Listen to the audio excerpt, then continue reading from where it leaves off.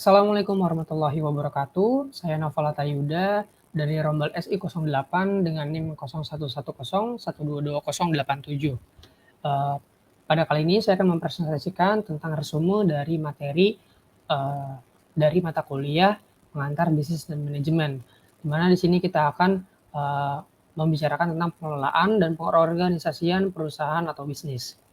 Dan materi yang akan resume materi yang akan disampaikan mulai dari mengenali kebutuhan konsumen, menetapkan sasaran, strategi, jenis-jenis strategi, menetapkan sasaran bisnis, merumuskan strategi, hierarki dalam perencanaan, dan juga proses manajemen. Oke, yang pertama adalah tentang kebutuhan konsumen, di mana dalam kebutuhan konsumen ini menjadi sebuah langkah kunci, yang awal untuk, kesuksesan dari sebuah bisnis. Jadi kita perlu tahu, dan perlu memahami apa sih yang diinginkan dan apa yang dibutuhkan oleh konsumen atau pelanggan kita. Nah, dalam memahami atau mengenali kebutuhan konsumen ada beberapa langkah yang, perlu kita siapkan dan perlu kita lakukan. Yang pertama adalah dengan melakukan penelitian pasar. Nah, penelitian pasar ini jadi langkah awal yang, menurut sangat penting yang berkaitan dengan atau melibatkan, dengan konsumen. Salah satunya dengan mengumpulkan data tentang pasar, kemudian pesaing kita, ataupun tren, dan juga perilaku dari konsumen itu sendiri. Jadi kita, dengan penelitian pasar bisa dilakukan dengan survei, kemudian, wawancara. Dari sumber-sumber wawancara tersebut kita bisa menganalisa terhadap, penelitian tersebut. Kemudian yang kedua adalah analisis data. Nah, analisis data ini kita bisa eee, wawancara tadi, kita bisa menganalisa apa yang sudah kita dapatkan dengan, pola dan juga tren dari konsumen, agar kita bisa mengidentifikasi apa sih yang paling penting bagi pelanggan dan apa sih kebutuhan pelanggan-pelanggan atau konsumen kita. Kemudian kita juga perlu, membangun profil pelanggan, karena secara idealnya bisnis, kita harus memiliki profil-profil pelanggan, yang ingin kita targetkan, gitu. Eee, ki karena dengan profil pelanggan ini kita bisa memahami siapa pelanggan kita dan bagaimana kita bisa memenuhi kebutuhan-kebutuhan mereka dengan adanya, produk atau layanan yang kita berikan. Nah, dalam membangun profil pelanggan, kita juga perlu berinteraksi dengan pelanggan. Tentunya berinteraksi ini tidak lepas dari, komunikasi secara langsung dengan pelanggan, kita juga harus berinteraksi, eee, lebih ke semacam umpan balik atau feedback, bisa berupa wawancara, ataupun melalui media-media yang sudah kita siapkan. Contohnya misalnya perusahaan kita memiliki media sosial gitu. Kemudian kita juga perlu menguji konsep dan prototipe. Nah, uji konsep dan prototipe ini diperlukan kepada kita untuk meluncurkan secara prototipe suatu produk atau layanan baru kepada, konsumen. Untuk apa, prototipe ini untuk kita bisa melihat nih dan menguji layanan tersebut, apakah ada masalah-masalah atau kesenjangan dalam produk, sebelum nantinya kita, eee, memasarkan ke pasar yang lebih luas lagi. Nah, setelah kita juga sudah menguji konsep dan prototipe, kita juga perlu terus meningkatkan kebutuhan-kebutuhan yang diinginkan oleh konsumen atau pelanggan, dan kita juga perlu memantau dan berkomunikasi secara langsung dengan mereka tentang kebutuhan-kebutuhan ataupun perubahan-perubahan yang mereka inginkan, dari, konsumen gitu sebagai preferensi untuk kita. Nah, dengan itu kita bisa meningkatkan produk dan layanan sesuai dengan umpan balik yang kita dapetin. Kemudian, dalam penetapan sasaran, eee, ada beberapa, step atau langkah-langkah yang bisa kita, ikuti, yaitu dengan metode SMART atau specific, measurable, achievable, relevant, dan time bound. Nah, di spesifik ini, kita pertama sasaran itu harus jelas dan terperinci. Jadi kita perlu tahu sasaran kita itu siapa, apa, dan bagaimana, kapan, dan juga, eee, sudah harus rinci dan jelas. Kemudian yang kedua adalah measurable atau terukur. Nah, sasaran-sasaran ini kita harus, bisa diukur dengan jelas. Nah, pentingnya pengukuran ini untuk mengevaluasi kemajuan dari sasaran atau target dari perusahaan. Yang ketiga adalah achievable, dapat dicapai. Jadi sasaran ini juga harus realistis dan bisa dicapai atau dapat dicapai. Nah, dalam achievable ini kita juga harus mempertimbangkan sumber daya yang tersedia, yang dimiliki oleh perusahaan tersebut. Kemudian relevan. Sasaran ini harus relevan dengan tujuan ataupun visi misi dari sebuah bisnis. Nah, jadi kita harus menghindari nih sasaran-sasaran yang tidak ada hubungannya dengan visi perusahaan. Dan terakhir adalah time bound atau terbatas waktu. Sasaran ini harus memiliki batas waktu yang jelas. Untuk apa? Untuk meningkatkan akuntabilitas dan juga bisa fokus.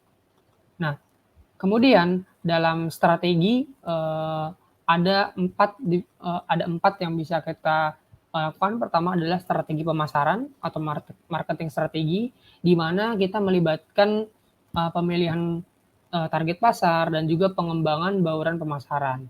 Yang kedua adalah strategi operasional atau operational strategi, di mana strategi ini ketika kita dalam melakukan operasional dari sebuah perusahaan.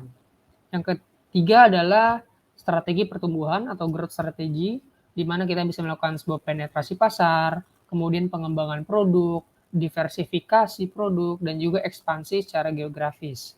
Dan terakhir adalah strategi ekspansi pasar, di mana kita bisa strategi ini untuk mengekspansi pasar baru atau pasar yang lebih luas. Nextnya adalah menetapkan sasaran bisnis. Nah, dalam menetapkan sasaran bisnis ini ada beberapa langkah yang harus kita ketahui.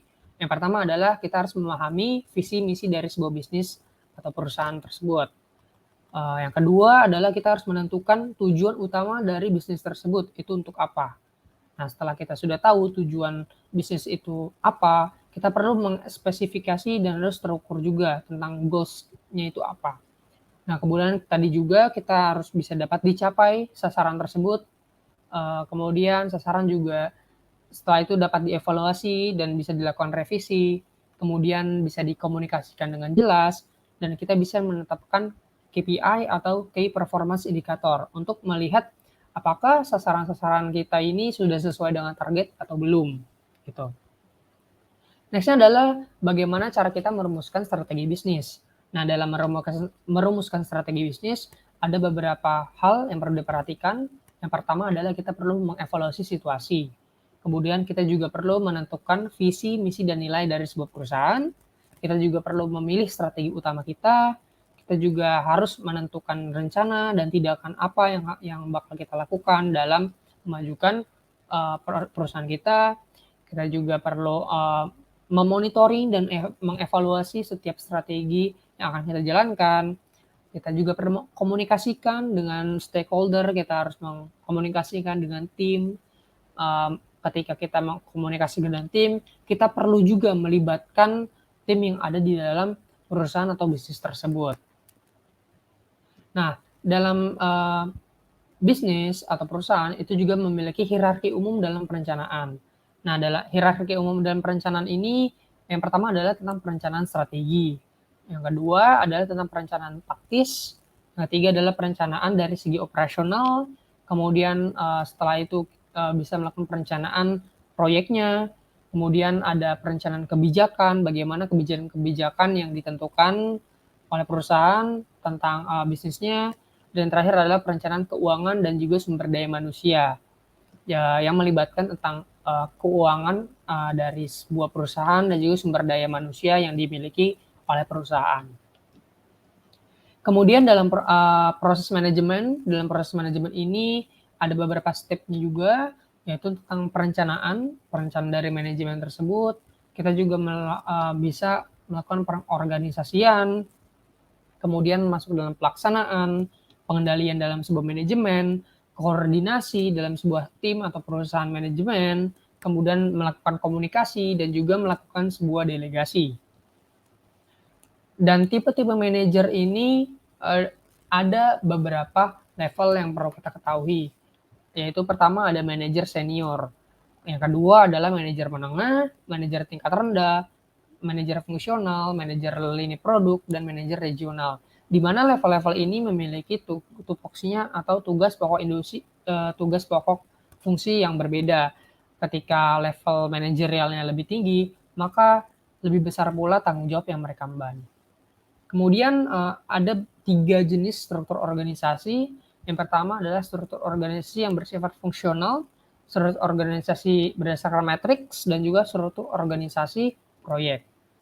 Nah, dasar-dasar pembentukan struktur itu dibagi menjadi 6. Yang pertama adalah tujuan organisasi. Kita perlu tahu dulu tujuan organisasi tersebut itu apa untuk melakukan pembentukan struktur. Yang kedua adalah spesialisasi. Nah, dalam spesialisasi ini apa yang diambil dari bisnis tersebut. Kemudian hierarki dan wewenang, lalu ada koordinasi juga, kemudian ada kepemimpinan dan pengambilan keputusan, dan yang terakhir adalah kontrol dan juga komunikasi. Nah, dalam hierarki pengambilan keputusan, ada beberapa step yang perlu dilakukan. Pertama adalah kita perlu dulu mengidentifikasi jenis keputusan apa yang akan diambil. Kemudian kita perlu juga menentukan tingkatan dari kepentingan tersebut, apakah sifatnya sangat penting, biasa saja, atau yang lainnya. Kemudian kita juga perlu mengidentifikasi siapa saja pemangku kepentingan dalam sebuah perusahaan. Dan kita juga perlu menentukan prosedur pengambilan keputusan. Setiap pengambilan keputusan pasti memiliki flow-nya atau alurnya masing-masing, atau prosedur yang perlu kita jalani. Kemudian setelah pengambilan keputusan, kita perlu mengkaji ulang dan juga merevisi. Dan yang terakhir adalah kita perlu mendelegasikan sebuah wewenang tersebut. Nah, bagaimana langkah-langkah dalam penetapan tugas? Nah, dalam penetapan tugas, pertama kita perlu identifikasi tersebut, tugasnya seperti apa. Kita juga perlu mendeskripsikan secara rinci tugas-tugasnya. Lalu kemudian kita bisa prioritaskan mana dulu tugas yang lebih penting, yang bisa dikerjakan lebih dulu. Kemudian setelah itu, setelah diprioritaskan, kita perlu mengalokasikan sumber dayanya dari sumber daya yang kita miliki di perusahaan. Nah, setelah kita sudah mengalokasikan sumber daya, kita perlu mengkomunikasikan tugas-tugasnya berdasarkan apa yang sudah dialokasikan. Setelah itu, kita perlu memonitoring dan evaluasi setiap tugas yang berjalan, dan juga kita perlu melakukan delegasi wewenang. Nah, dalam mendistribusikan wewenang, kita juga perlu mengidentifikasi tugas dan wewenang yang akan distribusikan. Jadi kita harus mengidentifikasi dulu apa tugas dan wewenang yang bisa didistribusikan kepada tim. Kemudian kita juga memerlukan tim yang sesuai. Kita perlu memilih tim yang benar-benar bisa mengcover pekerjaan dari perusahaan tersebut. Kita juga perlu melakukan komunikasi yang jelas, dan juga perlu memberikan otoritas dan tanggung jawab yang lebih sesuai oleh tim tersebut, dan perlu juga menyiapkan sebuah bimbingan dan juga dukungan untuk tim. Dan terakhir adalah monitoring dan evaluasi dari hasil distribusi wewenang yang sudah diberikan. Mungkin itu saja resume dari materi yang disampaikan tentang pengelolaan dan pengorganisasian perusahaan dan bisnis. Kurang lebih mohon maaf. Assalamualaikum warahmatullahi wabarakatuh.